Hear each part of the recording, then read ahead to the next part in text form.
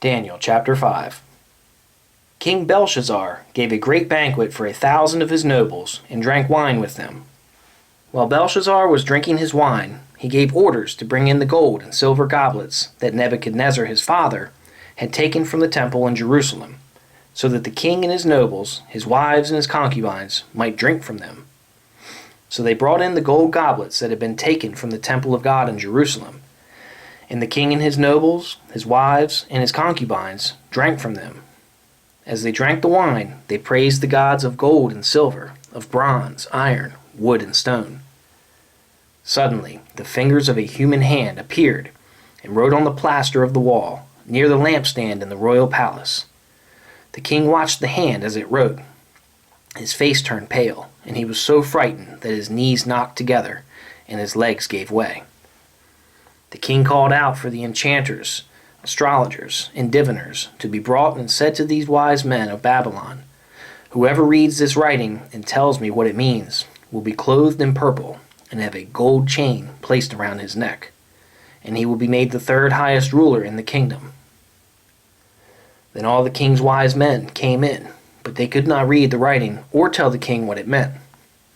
So King Belshazzar became even more terrified, and his face grew more pale. His nobles were baffled. The queen, hearing the voices of the king and his nobles, came into the banquet hall. "O king, live forever," she said. "Don't be alarmed. Don't look so pale. There is a man in your kingdom who has the spirit of the holy gods in him. In the time of your father, he was found to have insight and intelligence and wisdom like that of the gods. King Nebuchadnezzar, your father the king, I say, appointed him chief of the magicians, enchanters, astrologers, and diviners. This man Daniel, whom the king called Belteshazzar, was found to have a keen mind and knowledge and understanding, and also the ability to interpret dreams, explain riddles, and solve difficult problems. Call for Daniel, and he will tell you what the writing means." So Daniel was brought before the king, and the king said to him, "Are you Daniel, one of the exiles my father the king brought from Judah? I have heard that the spirit of the gods is in you, and that you have insight, intelligence, and outstanding wisdom." The wise men and enchanters were brought before me to read this writing and tell me what it means, but they could not explain it. Now I have heard that you are able to give interpretations and to solve difficult problems.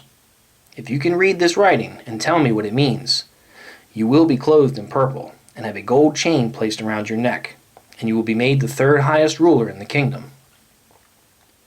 Then Daniel answered the king, "You may keep your gifts for yourself and give your rewards to someone else.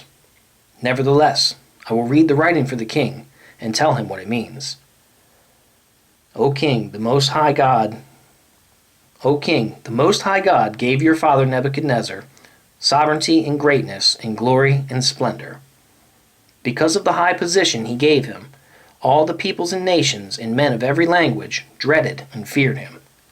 Those the king wanted to put to death, he put to death. Those he wanted to spare, he spared. Those he wanted to promote, he promoted. And those he wanted to humble, he humbled.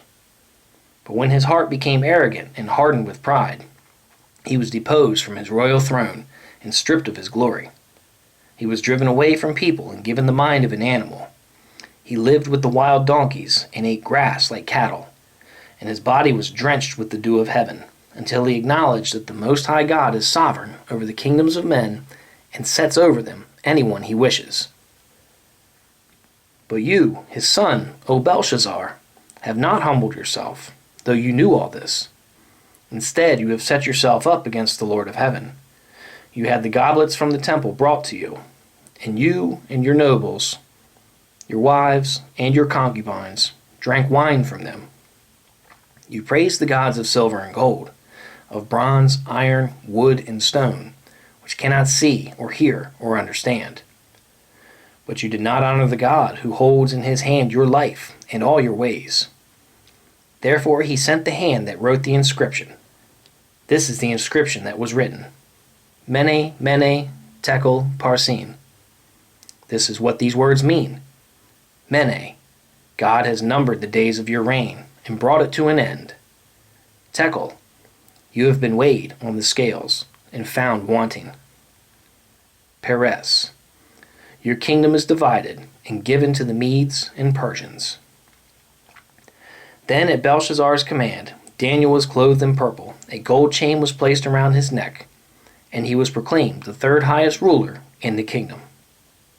That very night Belshazzar, king of the Babylonians, was slain, and Darius the Mede took over the kingdom at the age of 62.